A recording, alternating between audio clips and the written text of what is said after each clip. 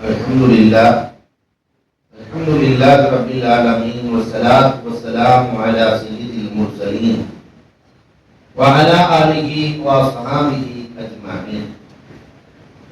Qala Allah Ta'ala fi Qur'anil Azim wal Furqanil Majid, ba'da a'udzu billahi minasy syaithanir rajim, bismillahir rahmanir rahim.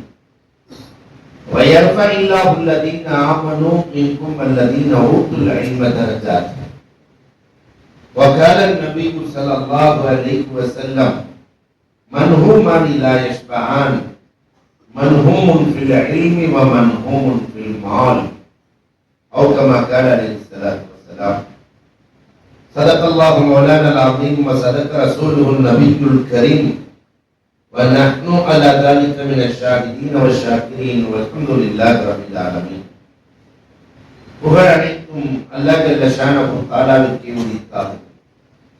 சாந்தியும் சமாதானமும் கண்மணி ரசூலுல்லாஹி ஸல்லல்லாஹு அலைஹி வஸல்லம் அவர்களின் மீதும் அவர்களை பின்பற்றிய உத்தம சத்திய சஹாபாக்கள், தாபிஈன்கள், தபஅத் தாபிஈன்கள், சுஹதாக்கள், சாலிஹீன்கள், நாதாக்கள், நல்லவர்கள், குறிப்பாக நம் அனைவரின் மீதும் அல்லாஹ்வின் சாந்தியும் சமாதானமும் என்றென்றும் நின்று நிலவட்டுமாக.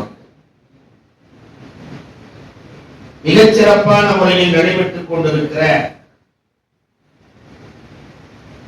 கல்லூரியினுடைய பட்டமளிப்பு விழா தலைவர், தமிழகத்தின் அடையாளத்துக்கு மட்டும் அடையாளம் அல்ல, நாங்கள் பேச்சை கற்றுக்கொண்டதை அவர் பேச்சை கேட்டுத்தான். கண்ணியத்திற்கும் மிகுந்த மரியாதைக்கு உரித்தான அருமை நண்பர், கல்லூரியினுடைய முதல்வர் டாக்டர் சதீதுத்தீன் ஃபாசில் பாக்கவி ஹஜ்ரத் அவர்களுக்கும், சனது வழங்கி ஆசி உரை நிகழ்த்த இருக்கிற எங்களது பாசத்திற்கும் நேசத்திற்கும் உரித்தான ஆசான், கடலூர் மாவட்டத்தினுடைய அரசு காசி, பல்லாயிரம் ஆலிம்களை உருவாக்கி இருக்கிற ஆலிம்களின் பரம்பரையில் வந்திருக்கிற பல்வேறு நற்குணங்களுக்கு சொந்தக்காரர், கண்ணியத்திற்குரிய மன்பவுல் அன்வார் அரபு கல்லூரி லால்பேட்டையினுடைய முதல்வர் ஹஜ்ரத் இப்ரா அவர்களுக்கும், வாழ்த்துரை வழங்கிய சமூகத்தின் முன்னோடிகள், இங்கு பட்டம் வாங்குகிற மாணவ கண்மணிகள், முன்னாள் நட்சத்திரங்களை போன்று வீற்றிருக்கிற மாணவர்கள், வருகிறந்திருக்கிற ஆன்றோர்கள், சான்றோர்கள், கல்லூரியினுடைய நிர்வாக பெருமக்கள், எம்மோடு வருகை வந்திருக்கிற ஆதி சித்திக் அவர்கள், உங்கள் அத்துணை பேர்களுக்கும் இஸ்லாத்தின் காணிக்கையான சலாத்தினை பதிலை எதிர்பார்த்து சொன்னவனாக என் வார்த்தைகளை துவக்குகிறேன். அஸ்ஸலாமு அலைக்கும் வரஹ்மத்துல்லாஹி தஆலா வ பரக்காத்துஹு. அற்புதமான தருணத்தில் நாம் விட்டிருக்கிறோம். உலகத்தில் அல்லாஹ் ரப்பல் ஆலமீன் ஏராளமான படைப்புகளை படைத்திருக்கிறான். எல்லா படைப்புகளும் மனிதனை விட சிறந்ததாக திகழ்கிறது. 21 நாளில் கோழிக்குள் இருந்து, முட்டைக்குள் இருந்து கோழி தானே வெளிவந்து விடுகிறார். 21 நாள் அது உடைச்சிட்டு வெளியே வந்துருது.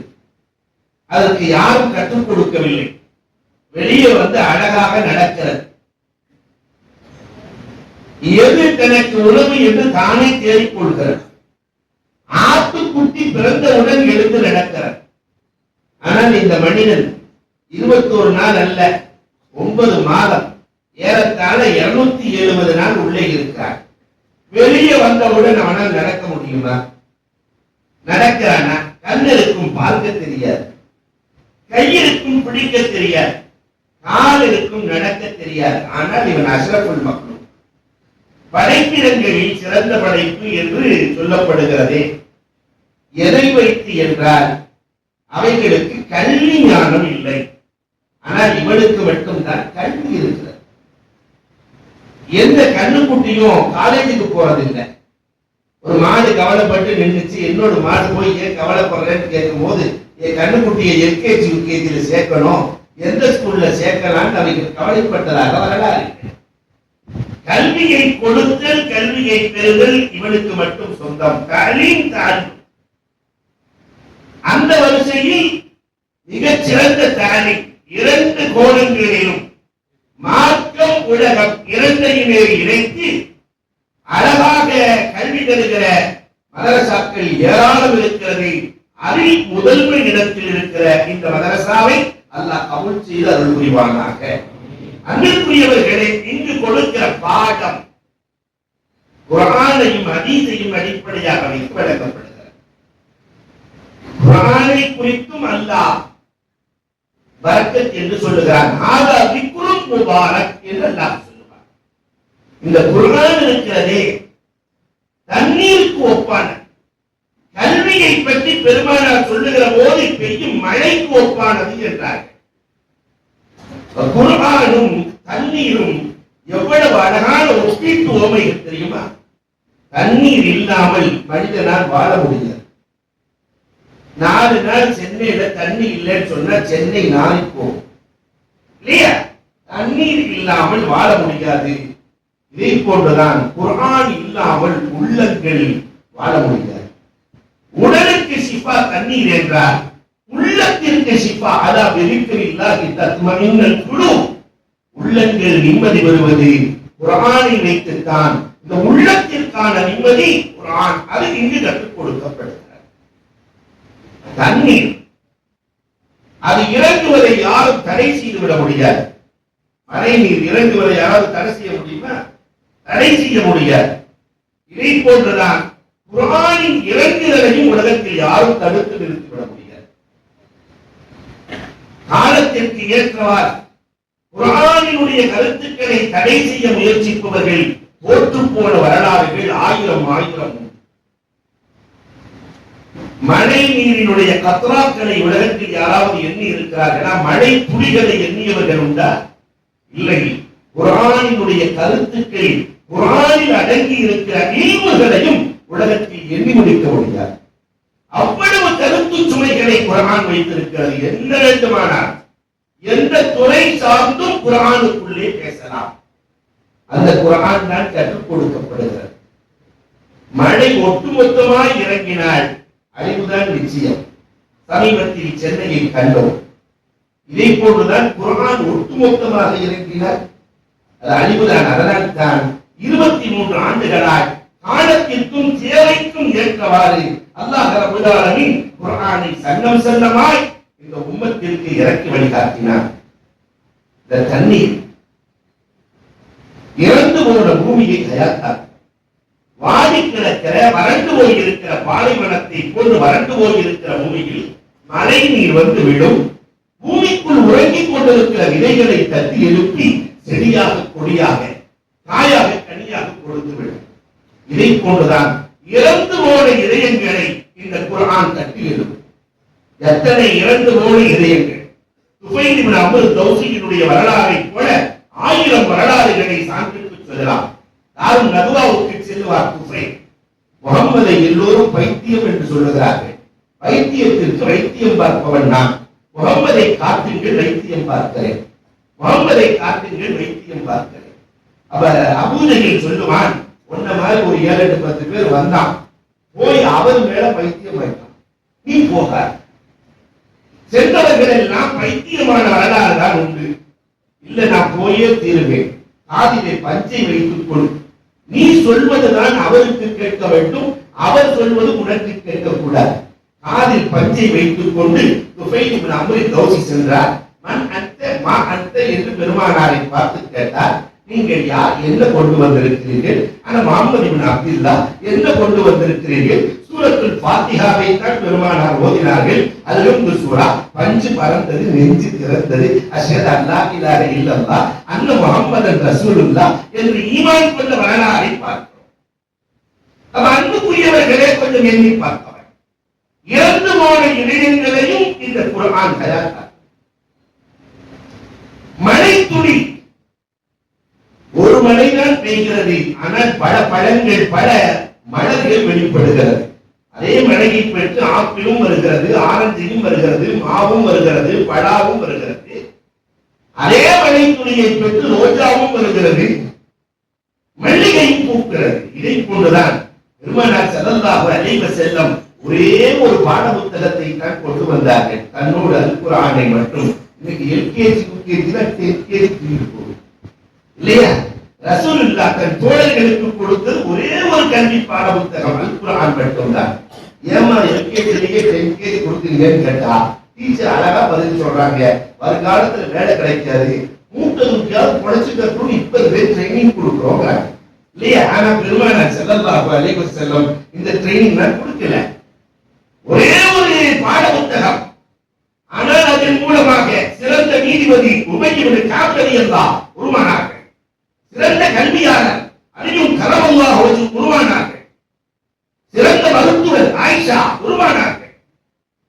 சிறந்த துறவி அபூதர் உருவானார்கள். பல்வேறு துறைகள் கொடுத்த பாடம் ஒன்றுதான் அல் குர்ஆன். மழை துளியை போன்ற அல் குர்ஆன். அல் குர்ஆனை தெரியாமல் குர்ஆனுக்குள் இறங்கலாமா? குர்ஆன் முத்துக்களை கொண்ட கடல். ஆனால் நீச்சல் தெரியாதவர் கடலுக்குள் இறங்கிடக்கூடாது. நீச்சல் கற்றுக்கொள்ள வேண்டும். நீச்சல் தெரிந்தால் முத்து குளிக்கலாம், மூழ்க தெரிந்தால் முத்து குளிக்கலாம். முத்து குளிக்கிற வேலையை, நீச்சலை கற்றுக் கொடுக்கிற வேலைதான் அரபு கல்லூரிகளுக்கு. குர்ஆனுக்குள் எப்படி நீந்துவது, அதற்குள் இருக்கிற முத்துக்களை எப்படி எடுப்பது என்பது போன்ற விஷயங்களை தான் அரபி மதரசாக்கள் அழகாக சொல்லிக் கொடுக்கிறது. அதில் முதன்மை இடமாக இந்த மதரசா திகழ்ந்து கொண்டிருக்கிறது இல்லையா? நீச்சல் தெரியாதவன் மூழ்கக்கூடாது. நான் குர்ஆனை வச்சே வாழ்ந்துக்குவேன் சொன்னா போதா போறான்னு அர்த்தம். இதை போல இதா ஷரிபல் மா ஃபௌகல் கிஃபாயா, தேவைக்கு அதிகமா குடித்தாலும் சிக்கல். அதனால அளவோடு குடித்துக் கொள்ள வேண்டும். தண்ணீர் கொஞ்சம் யோசிக்க வேண்டும். தண்ணீர் இல்லை என்றால் பஞ்சம் வந்துவிடும். பஞ்சத்தை நீக்குவது தண்ணீர், மார்க்க பஞ்சத்தை நீக்குவது குர்ஆன். குர்ஆன் கையில வந்து விட்டால் மார்க்க பஞ்சம் தீர்ந்துவிடும். அது மட்டுமல்ல, உங்களுக்கு பரிசு கொடுக்க போகிறார்கள். இந்த குர்ஆனை கற்று குர்ஆனின் வழி அமல் செய்தால் அல்லாஹ் கொடுக்கிற பரிசு 5. அது அவனிடத்திலே மட்டும் இருக்கிற பரிசை அல்லாஹ் நிறைவாக தருகிறான். அல்லாஹ்ட்ட இருக்கிற அல்லாஹ்வுக்கு சொந்தமான 5 விஷயங்கள். ரிஸ்க் அல்லாஹ் தந்தார். உலகத்துல யாரும் ரிஸ்கை தயாரிக்க முடியாது. ஆரோக்கியம் அல்லாஹ்விடத்தில் இருக்கிறது. மருந்து மாத்திரையை வாங்கி கொடுக்கலாம். உலகத்தில் ஆரோக்கியத்தை வாங்கி கொடுத்தவர்கள் யாராவது இருக்கிறார்களா? அதனாலதான் தமிழ்ல பேரே அழகா வச்சிருக்கிறான், மாத்திரைன்னு. கால் வலிக்கு சாப்பிட்ட வயிற்று வலியா மாத்தும், அதனால அதை மாத்திரை. வயிற்று வலிக்கு சாப்பிட்ட தலைவலியா மாத்துறதுனால மாத்திரை இல்லையா? அது தமிழ்நாடு அரசு கொடுக்கிற மாத்திரை இருக்க இல்லையா? கவர்மெண்ட் ஹாஸ்பிட்டல்ல தானா ஆனா போட்டிருப்பான். ஆனா ஆனா ஆகும் இல்லாட்டி ஆகா, அவன் எல்லாம் தப்பிச்சிடலாம். பண்புக்குரியவர்களே கொஞ்சம் எந்திருப்பான். அல்லாஹ்வின் புறத்தில் ஆரோக்கியம் அல்லாஹ் தருகிறான். நிம்மதி அல்லாஹ் தான் தருகிறான். நல்ல ஏசிய போட்டுக்கு உறக்கம் வருவதில்லை. நிம்மதியை கொடுப்பவன் அல்லாஹ், இஸ்ஸத்தை கொடுப்பவன் அல்லாஹ், கல்வியை கொடுப்பவன் அல்லாஹ் இல்லையா? புத்தகத்தை வாங்கி கொடுத்துடலாம், ஆனா புத்தியை வாங்கி கொடுக்க முடியுமா? சூப்பர் மார்க்கெட்ல போய் 4 கிலோ புத்தி கொடுங்க வாங்க முடியுமா? உலகத்திலே புத்தியை கொடுப்பவன் அல்லாஹ். இந்த 5ம் அல்லாஹ் ரப்பல் ஆலமீன் இந்த கல்விக்கு இலவசமாக கொடுக்கிறான். அதுக்குள்ளே நீங்கள் பட்டம் பெற்று வெளியே செல்லுகிறீர்கள்.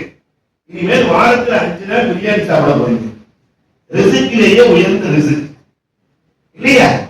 ஆரோக்கியம். மற்ற ஆளு அவாம்கள் அப்படி சாப்பிட்டா 8 வருஷத்துல முதல் அட்டாக் வரும். ஆனா நீங்க ஓதுக அதுவே உங்களுக்கு மருந்தாய் மாறி போகிறது. நிம்மதி. உலகத்துல ஆலிம்சா மாதிரி நிம்மதியா இருக்கிற உலகத்துல யாருமே இல்லை. பஸ்ல டவுன் பஸ்ல புரட்ட விட்டு தூங்கிட்டு போற ஒரே ஆளு ஆலிம்சா தான். கையை தலையணியாக வைத்துக் கொண்டு எங்கு வெளுத்தாலும் உறக்கம் வருகிறது. எல்லா நல்ல காரியங்களுக்கும் நீங்கள் தேவை. இஸ்ஸத் உங்களை போன்று உலகத்திலே கொடுக்கப்படுபவர்கள் யாரும் இல்லை. நீங்கள் முதலிலே நிற்க வேண்டும். திருமணமானால் நீங்கள் தான் சென்று நடத்தி கொடுக்க வேண்டும். அல்லாஹ் அக்பர். இதை விட உலகத்திலேயே பொய்யே இல்லாத கல்வி, அதுதான் கல்வி. மற்றது எல்லாம் கலை. இது கொடுக்கப்பட்டவர்கள் நீங்கள். இந்த ஐந்தும் உங்களுக்கு இலவசம். தண்ணீர் எப்படி நெருப்பை அணைக்கிறதோ இதை போன்று குர்ஆன் நரக நெருப்பை அணைக்கும். இந்த நரக நெருப்பை அணைக்கிற அற்புத ஆற்றல் படைத்த குர்ஆன் உங்களுக்கு போதிக்கப்படுகிறது. அதன் விளக்கம் ஹதீஸ் போதிக்கப்படுகிறது, ஃபிக்ஹ் போதிக்கப்படுகிறது. இவை அத்தனையும் பெற்றுக்கொண்டு செல்லுகிற நீங்கள் ஒரு 5 காரியங்களை நான் சொல்லுகிறேன். இதை கையில் எடுத்துக் கொண்டு செல்ல. முதலில் பணிவு. சமூகத்திற்கு நாம் செல்லுகிற போது பணிவோடு செல்ல வேண்டும். நான் 7 வருஷம் ஓதி இருக்கிறேன், அதை செஞ்சிருக்கிறேன், இதை செஞ்சிருக்கிறேன், இதெல்லாம் சமூகத்துக்காக பெருமை கூட. பணிவோடு செல்ல வேண்டும். இந்த பஸ்குமாருக்கு எடுத்து பயங்கரமான நான் தான் என்று எண்ணத்துல நீங்க பஸ்குமாருக்கு எடுத்தவங்க ஏன் தப்பான நினைச்சுக்க வேணாம் இல்லையா? இந்த பஸ்குமாருக்கு எடுத்தவோட கடைசி மார்க் எடுத்தவருக்கு சமூக அக்கறை அதிகமா இருக்கும். காரணம் என்ன? பஸ்குமாருக்கு எடுக்கிறவர் பந்தய குதிரை மாதிரி நல்லா படிச்சு எடுக்கணும். கடைசியில் இருக்கிறாரு, நம்மலாம் படிக்கல, படிக்கிறாருக்காக உதவி செய்யலாம் என்று இந்த சமூகம் எல்லாரும் பார்த்தா தலையாடுறத பார்த்தா கடைசி மார்க் எடுக்கிறார்கள் சேர்ந்தாரு. அன்புக்குரியவர்களே, பெரிய ஆளாக தன்னை உருவாக்கிக் கொண்டு நினைத்துக் கொண்டு செல்லுகிற போது ஆசிரியர் பார்க்கிறார். இந்த நான் என்ற அகந்தையை போர்க்க வேண்டும், என்ன செய்வது சொன்னார். பக்கத்திலே ஒருவர் 70 வயது 50 ஆண்டுகள் கல்விக்காகவே தன்னை அர்ப்பணித்த ஒருவர் இறந்து போய்விட்டார். நான் ஒரு கதையை சொல்லுகிறேன். இறந்து போய்விட்டார். அவர் கிறிஸ்துவ மதத்தை சார்ந்தவர். அதனால அவருக்காக வேண்டி ஒரு பெட்டி, சவப்பெட்டி செய்து நீ மாற்றுவா. நேர சவப்பெட்டி செய்யறவன் போன உன்ன சவப்பெட்டி செய்யறவன் கேட்டான், ஆள் எப்படின்னு கேட்டான், இறந்தவர் எப்படின்னு கேட்டான். உன்னை ஒரு ஆரம்பிச்சாரு. 70 ஆண்டு காலம் அவர் செய்த சேவைகள், 70 ஆண்டு காலம் அவர் பெற்றிருக்கக்கூடிய இந்த கோல்டன் மெடல் இருக்கிறதே, 4 பெற்றிருக்கிறார். வாரூசி அவர் சிறப்ப சொன்னா விட்டா ஒரு அரை. இப்ப அதெல்லாம் நோக்கம் இல்லை, அவரே மோத்தா போயிட்டார். நீல எவ்வளவு, அகல எவ்வளவு, நீல எவ்வளவு, அகல எவ்வளவு. அவர் அதை படித்தார், இதை படித்தார், இதெல்லாம் அவரோட போச்சு. அப்பதான் இவனுக்கு தெரிஞ்சு நாமும் ஒரு நாள் இப்படித்தான் போவோம். பணிவுதான் ஒரு மனிதனின் உயர்வா. இல்லையா? பழங்கள் கூட நீங்கள் பார்க்கலாம். மரங்கள் இலைகளாக இருக்கிற போது தலை நிமிர்ந்து இருக்கிறது. அதே பழங்களை கொடுக்கிற போது பணிந்துதான் கொடுக்கிறது. நான் பலாப்பழத்தை கொடுக்கிறேங்கிறதுக்காக பலாப்பழம் மேல போகிறதில்லை. வாழைப்பழத்திலேயே சிறந்த வாழைப்பழம் செவ்வாழை, அதனால நான் மேலதான் போவேன்ட்டு அந்த தாள் மேல போறதில்லை. பழம் கொடுக்கிற போது பணித்து கொடுக்கிறது. கல்வி சுமை கூட கூட கல்வி அதிகரிக்க அதிகரிக்க பணிவு வந்து விட வேண்டும். 5 கிலோவை தலையில தூக்கி வைக்கும் போது லேசா குடிக்கலாம், 50 கிலோவை வைக்கும் போது உப்புக்கு போயிடலாம். இதை போன்றுதான் கல்வி சுமை கூட கூட பணிவு வந்து விட வேண்டும். பணிவு என்ற பாடத்தை முதலில் நீங்கள் எடுத்துக் கொண்டு புறப்பட வேண்டும். இரண்டாவதாக கலில் அழகாக சொன்னார்கள், கடினத்தால் எதையும் சாதிக்க முடியாது. மென்மை, அன்பு, இதை நீங்கள் சமூகத்திற்கு எடுத்துச் செல்ல வேண்டும். இறைநேசர்கள் என்றைக்குமே 2 வார்த்தை பேசுவாங்க, ஆனா ரொம்ப அற்புதமா பேசுவாங்க. நம்ம எல்லாம் பார்த்திருக்கிறோம். ஆரணி கமாலுதீன் நகரத்துக்கு இருந்தாங்க. ஒருத்தர் ரியால் வந்து நான் எப்படி வாழ்றதுன்னு கேட்டார். வாழ்றது சின்ன விஷயமா? எப்படி வாழ்றது? புளியம்பழம் மாதிரி வாழ்ந்து போட்டாங்க. புளியம்பழம் மாதிரி வாழ்ந்துக்கவா? ஒண்ணுமே புரியலையே, ஒண்ணுமே புரியலையே சொன்னார்கள். புளியம் பழம் நல்ல முறையில் பழுத்து விட்டால் பழம் தோலில் ஒட்டாது, தோல் பழத்தில் ஒட்டாது. அதே மாதிரி துணியால ஒட்டாம வாழ்ந்துக்கோ. துணியாலதான் இருந்தாகணும், ஒட்டாமல் வாழ்ந்துகொள். ஷேக் சாதி இதை போன்றுதான். ஷேக் சாதி 75-85 வயசுல சக்கராத்து கால கை கால கூட அசைக்க முடியல. இந்த நேரத்துல படுத்திருக்கும் போது ஒருத்தர், நான் வாழுகிற போது நல்ல முறையில் வாழ வேண்டும், ஏதாவது உபதேசம் செய்யுங்க. ஷேக் சாதி இந்த சக்கராத்து கால உபதேசம் கேட்டார். ஷேக் சாதி சொன்னாரு, என் வாய் மாதிரி வாழ்ந்து கொண்ட, வாயை திறந்து காட்டி என் வாய் மாதிரி வாழ்ந்துக்கோ. அந்த வாய் மாதிரி வாழ்ந்து கொண்ட வாழலாம். வாய் மாதிரி வாழ்ந்து கொண்ட வாயை திறந்து காட்டி வாய் மாதிரி வாழ்ந்துக்கோ. ஒண்ணும் புரியல. இந்த வாயெல்லாம் நரகத்துக்கே கூட்டு போது அவ்வளவு பேச்சு பேசுறோம், அவ்வளவு சாப்பாடு சாப்பிடுறோம், எப்படி வாழ்றது? ஷேக் சாதி, நீங்கள் சொல்வது புரியவில்லை. ஷேக் சாதி சொன்னார், சக்கராத்து ஆள்ல இருந்து சொன்னாரு, 25 வருஷத்துக்கு முன்னாடி என் வாய்ப்புல நிறைய பல்லு இருந்துச்சுல, அது இப்ப இருக்கான்னு கேட்டாரு. இல்ல, ஆனா பக்கத்துல இருந்த நாக்கு இருக்குன்னு கேட்டாரு. ஆமா இருக்கு. சரி சாதி சொன்னார்கள், கடினமாக இருந்த பல் காணாமல் போனது, ஆனால் மென்மையாக இருந்த நாவு இன்னும் இருக்கத்தான் செய்கிறார். கடினம் வாழ்க்கையில் காணாமல் மென்மையை உலகத்தில் அழிப்பதற்கு ஆள் இல்லை. அதனால் வாழுகிற போது மென்மையாக அன்பு, பரஸ்பரம் நட்பு, இதுதான் சமூகத்தில் 1000 பாடம். மூன்றாவதாக, நீங்கள் பட்டம் பெற்று செல்கிறீர்கள், நதி போல ஓடிக்கொண்டிருக்கிறது தண்ணீர். தண்ணீரை போன்ற ஒரு உதாரணம் உலகத்தில் இல்லை. தண்ணீரை போன்று நீங்கள் தண்ணீர் இருக்கிறதே, எவ்வளவு கஷ்டமானதையும் சொரசொரப்பானதையும் அடிச்சு அடிச்சு அடிச்சு அடிச்சு வலுவழுப்பாக மாற்றினோம். அதே மாதிரி ஒரு இடத்துல இஸ்திகாமத்தாக இருந்து அந்த சமூகத்தினுடைய தீமைகளை எல்லாம் தட்டி தட்டி தட்டி நன்மைகளாக மாற்ற வேண்டிய, தண்ணீரை போன்று மென்மையோடு நன்மையாக மாற்ற வேண்டிய ஆற்றல் உங்களுக்கு இருக்கிறது. தண்ணீருக்கு ஒரு பழக்கம் இருக்கிறது, எப்பொழுதுமே பள்ளத்தை நிரப்பிவிட்டு ஓடும். அதே மாதிரி சமூகத்தில் நிறைய பள்ளங்கள் இருக்கிறது. இந்த பள்ளங்களை எல்லாம் நிரப்ப வேண்டிய பொறுப்பு உங்களை சார்ந்தது. உங்களை சமூகம் ஓத வைத்திருக்கிறது.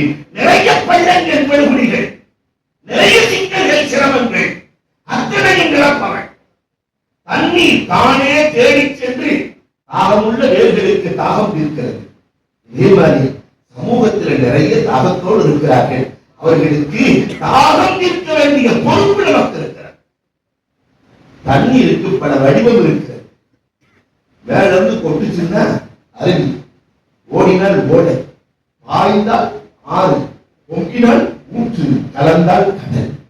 இதை போன்றுதான் சில நேரங்களில் நீங்கள் கல்வியை கொட்ட வேண்டும் மாணவர்களுக்கு, சில நேரங்களில் அடித்து சொல்ல வேண்டும், சில நேரங்களில் சீரை பாய வேண்டும், சில நேரங்களில் பொங்கி எழ வேண்டும். கடைசியில் உங்கள் ஆசிரியர்கள் என்ற கடலில் கலந்து விட வேண்டும். இதெல்லாம் உங்களுக்கு தண்ணீர் தருகிற அழகான பாடம். தண்ணீரை போல நீங்களும் வாழ கற்றுக்கொள்ள வேண்டும். நாலாவதாக, நீங்கள் சமூக பந்தயத்தில் குதிக்கிறீர்கள். ஓட்டப்பந்தயம், ஓட்டப்பந்தயத்திற்குள் நீங்கள் புகை இருக்கிறீர்கள். சமூக பந்தயம், நிறைய பேர் ஓடுவான். ஆனா உங்க ஓட்டப்பந்தயம் வித்தியாசமானது. ஒரு மாணவன் சிட்டு போய் பறக்கிறான். 10 தடவை பந்தயம் வச்சாலும் 10 தடவை அவன் தான் ஜெயிக்கிறான். எல்லாம் கைதட்டி சபா சொல்லுகிறார்கள். ஆனால் ஆசிரியர் மட்டும் சிரிக்கவே இல்லை, அமைதியாக பார்த்துக் கொண்டிருக்கிறார். மாணவர் வந்தார், எல்லாம் கைதட்டி சிரிக்கிறாங்க, ஆனா நீங்க மட்டும் அமைதியா இருக்கிறீங்களே, என்ன காரணம்? நான் வைக்கிற பந்தயம் வேறப்பா, அந்த பந்தயத்தில் ஜெயிக்கணும், யாரோட ஓட வேண்டும். ஆசிரியர் ஒரு நடக்க முடியாத கிழவனை கொண்டு வந்து கையில கொடுத்தாரு, கண்ணு தெரியாத ஒரு குருடனை கொண்டு வந்து கையில கொடுத்துட்டாரு. இந்த 2 பேர்த்தையும் ஜெயிக்கணும். வேகமா ஓடுகிற ஆட்களையே ஜெயிக்கிறனா, இந்த கிழவனையும் குருடனையும் ஜெயிக்க முடியாத கையை விட்டுட்டு ஓட்டான். எல்லை கோட்டை தொட்டான். பார்த்துக் கொண்டிருக்கிற ஒருவர் கூட சிரிக்கவில்லை. எல்லாம் வயசான ஆளுகள் உதறி விட்டு வராங்க. மனுஷனா ஆசிரியர் சொன்னார், ஒருத்தர் கூட கைதுகளை பத்தியா, 2 பேருக்கு கையை பிடிச்சிட்டு எல்லை கோட்டை தொடு. 5 நிமிடத்தில் செல்பவன், 5 நிமிடத்தில் எல்லை கோட்டை தொடுபவன், 2 பேர்களின் கையை பிடித்துக் கொண்டு 50 நிமிடம் கஷ்டப்பட்டு போய் அந்த எல்லை கோட்டை தொடுகிற போது எல்லோரும் ஆனந்தமாய் கைதட்டி ஆரவாரத்தோடு சிரித்தார்கள். இப்பொழுதுதான் ஆசிரியர் சொன்னார், சமூகத்தில் நிறைய பேர் தெரியாத ஆட்கள் இருக்கிறார்கள், நிறைய பேர்கள் நடக்க முடியாதவர்கள் இருக்கிறார்கள், மார்க்கம் என்றால் என்னவென்றே தெரியாதவர்கள் இருக்கிறார்கள். அவர்களின் கரத்தை பிடித்து மார்க்கம் கொடுத்து அவர்களை சொர்க்கத்திற்கு கொண்டு போய் சேர்க்க வேண்டிய பொறுப்பு நமக்கு இருக்கிறது என்பதை கூட நல்லவனாய் வாழ்ந்து எல்லோரையும் நல்லவர்களாய் மாற்ற வேண்டிய பொறுப்பு நமக்கு இருக்கிறது. நிறைவாக ஒன்றை சொல்லி நான் முடிக்கிறேன். கழுகு பார்வைகள், எல்லா பறவைகளும் உலகத்தில் இருக்கிறதா செய்யுது. ஆனால் 200 ஆண்டுகள் வாழுகிற கழுகு என்னைக்குமே தூரத்திலிருந்து 1 கிலோமீட்டருக்கு மேல இருந்து பார்க்கும். ஆனால் அதனுடைய இறையை சரியாக அதை எடுத்துக்கொள்ளும். கழுகு பார்வை. கழுகு பார்வையோடு நீங்க கிதாபை பார்க்கும்போதும் சமூகத்தை பார்க்கும்போதும் மழை பெய்ய ஆரம்பிக்கிறது என்று வைத்துக் கொள்ளுங்களேன். மழையை பார்த்தவுடன் மற்ற பறவைகள் எல்லாம் பயந்து போய்விடும். மழையில் சென்று கொண்டிருக்கிற பறவைகள் வேகமாக தன்னுடைய கூட்டுக்கு நகர்ந்துவிடும். ஆனால் கழுகு மட்டும்தான் உயர்ந்து உயர்ந்து தன்னுடைய சக்தியை பயன்படுத்தி மழையை கண்டு அஞ்சாமல் சக்தியை பயன்படுத்தி மேலே உயர்ந்து உயர்ந்து மேகத்தை தாண்டி நேரத்தின் மேல படுத்தின மழை வருவாங்க. இதை போன்றுதான் நிறைய சிக்கல்கள் சிரமங்கள் எல்லாம் வரலாம். ஆனால் அதை எல்லாம் தாண்டி கழுகு பார்வையோடு ஒரு இலட்சியம் ஒரு இலக்கை நோக்கி நாம் பயணிக்க வேண்டும். அந்த பயணத்தில் எத்தனை தடைகள் வந்தாலும் அதை துணை தெரிந்துவிட்டு நாம் உயர்ப்பறக்க வேண்டும்.